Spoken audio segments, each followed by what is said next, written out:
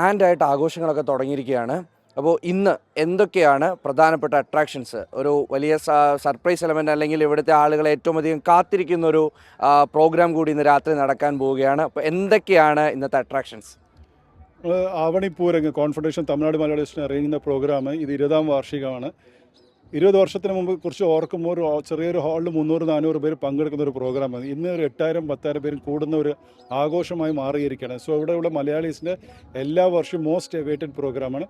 ഇപ്രാവശ്യം മെയിൻ നമ്മുടെ ഹൈലൈറ്റ് എന്ന് വെച്ചാൽ നമ്മുടെ സ്വന്തം ചെന്നൈയുടെ സ്വന്തം എന്ന് പറയാൻ നമ്മൾ പെരുമാറപ്പെടുന്ന വിനീത് ശ്രീനിവാസൻ്റെ ഗാനമേളയാണ്. സോ എല്ലാവരും സൂപ്പർ എക്സൈറ്റഡ് ആണെന്ന് വെച്ചാൽ വിനീത് നല്ലൊരു നടൻ ഗായകൻ മറ്റല്ലാണ്ട് ആ പ്രോഗ്രാം എൻഹാൻസ് ചെയ്യാനുള്ള താല്പര്യം വിനീതിൻ്റെ ഒരു സ്പെഷ്യൽ കഴിവാണ്, നമുക്ക് എല്ലാവർക്കും അറിയാം. പിന്നെ ഒരു തൃശ്ശൂർ പൂരം, എവറി ഇയർ തൃശ്ശൂർ പൂരിന് ഒരു മിനിയേച്ചറാണ് നമ്മളിവിടെ നടത്താറ്. ആദ്യത്തെ ഫ്യൂ ഇയേഴ്സും നമുക്ക് ശരിക്കും ആന തന്നെ 2-3-4 ആന കിട്ടിയിരുന്നു. ഇപ്പം നമ്മളെല്ലാം എന്ന് വെച്ചാൽ ചെന്നൈ സിറ്റിയിൽ ആനകൾ അലൗഡ് അല്ല എന്നുള്ളൊരു ഇഷ്യൂള്ളത് ഇതെന്താ നമ്മൾ ഇവിടെ ചെന്നൈയിൽ സെറ്റിലായ പുതുമുറ മലയാളീസിന് തലമുറ മലയാളീസ് നമ്മൾ കാണിക്കുന്നതാണ് ശരിക്കും എന്താണ് ഓണം ആഘോഷം കേരളത്തിലെന്ന്. അതിൻ്റെ ഒരു മിനിയേച്ചർ വേർഷൻ അവിടെ ചെയ്യാറ് എല്ലാ വർഷവും. ഒരു 10,000 ഇപ്പം കമ്പവലി മത്സരമുണ്ട്, ഇവിടെ ഒരു 4-6 ടീമുണ്ട്. പൂക്കള മത്സരമുണ്ട്, ഒരു 15 ടീം പങ്കെടുക്കുന്ന പൂക്കള മത്സരം. അതിനുശേഷം ഓണസദ്യ 3,000 പേരാണ് നമ്മൾ പ്രതീക്ഷിക്കുന്നത് ഓണസദ്യന് എല്ലാ വർഷവും. ഇവിടെ ഫുഡ് സ്റ്റാൾസ് ഉണ്ട്. കേരളത്തിൻ്റെ 10 പായസമുള്ളൊരു ഫുഡ് സ്റ്റാൾ, കേരളത്തിൽ തന്നെ അങ്ങനെയെല്ലാം ഉണ്ടാകുന്നറിയില്ല. നമ്മൾ 10 സ്റ്റാളിലെ ഫുഡ് സ്റ്റാൾ, പിന്നെ കല്ലുമ്മക്കായ, അങ്ങനെയുള്ള എല്ലാ ടൈപ്പ് വെറൈറ്റിയുള്ള ഫുഡ്സ്. അങ്ങനെ കേരളത്തിന് ശരിക്കും ഒരു ചെറിയൊരു ഇതാണ് നമ്മൾ ആംബിയൻസാണ് ക്രിയേറ്റ് ചെയ്യുന്നത്. So everybody is excited. ഇന്നലെ നമുക്ക് സിദ്ധാർത്ഥ് മേനോൻ മ്യൂസിക് പ്രോഗ്രാം ഉണ്ടായിരുന്നു. അതും ഒരു ഫസ്റ്റ് ടൈം അറ്റംപ്റ്റ് ആയിരുന്നു. നമ്മൾ ബാൻഡ് ഇന്ന് ചെന്നൈയിൽ എന്നുള്ള എല്ലാവരും ബാൻഡാണ്. അപ്പം മദ്രാസ് മെയിൻ എന്നുള്ള ബാൻഡായിരുന്നു. നമ്മൾ ഫസ്റ്റ് ഇയർ അറ്റംപ്റ്റിൽ തന്നെ പ്രതീക്ഷിക്കാത്ത ക്രൗഡായിരുന്നു. അറൗണ്ട് 5,000 പീപ്പിൾ ഉണ്ടായിരുന്നു. സോ ഓൾ ടുഗദർ ഒരു ജോളി മൂഡിലാണ് എല്ലാവരും ഉള്ളത്. നമ്മൾ ചെറിയൊരു ഫിയർ ഉണ്ടായിരുന്നു, വെക്കേഷൻ ടൈമെല്ലാം ആയതുകൊണ്ട് ലോങ് വെക്കേഷൻ പൂജ ഹോളിഡേയ്സിനായിട്ട് ക്രൗഡ് കുറയുമെന്ന്. പക്ഷേ കൂടിയിട്ടേ ഉള്ളൂ. Great feeling it is. അപ്പോൾ എക്സ്പെക്റ്റേഷൻസ് എപ്പോഴും ഹൈ ആണ്. അതിനനുസരിച്ച് ഇപ്പോൾ പറഞ്ഞു 300 പേരിരിക്കുന്ന സ്ഥലത്ത് നിന്നും ഇപ്പോൾ 8,000 പേരൊക്കെ എത്തുന്ന ഒരു വലിയ ഇതായി മാറിയിട്ടുണ്ട്. അതിൻ്റെ ഒരു സംഘാടന മികവ് എങ്ങനെയാണ് CTMയുടെ ഇതിൻ്റെ? കാരണം ഇതൊരു 2 ദിവസത്തെ പരിപാടിയാണെങ്കിലും 6-7 മാസത്തെ അധ്വാനമായിരിക്കും. അതിനെ പറ്റിയിട്ടെന്താ?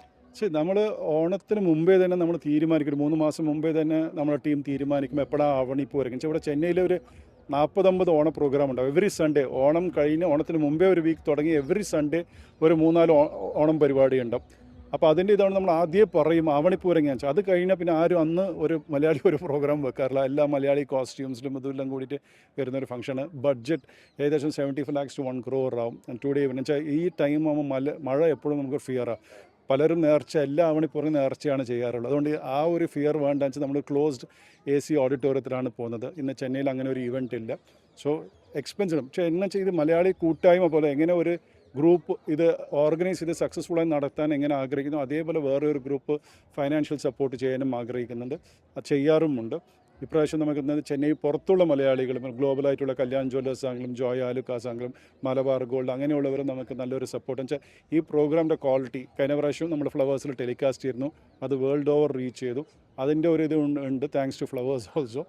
അതിൻ്റെ ഒരു റീച്ചും ഉണ്ട്. സോ ഇപ്രാവശ്യം സ്പോൺസേഴ്സ് ഓൾസോ ക്ലിപ്പ് നിങ്ങളിപ്പോൾ നമുക്ക് Tamil Nadu sponsors Aachi masala, true value homes, VGN homes, അങ്ങനെയുള്ള തമിഴ് വെച്ചാൽ അവർക്ക് ഇങ്ങനെ ഒരു ക്രൗഡ്, ഒരു ന്യൂ ക്രൗഡ് അവർക്ക് കിട്ടുന്നത്, ഒരു നിഷ് ക്രൗഡാണ് കിട്ടുന്നത്.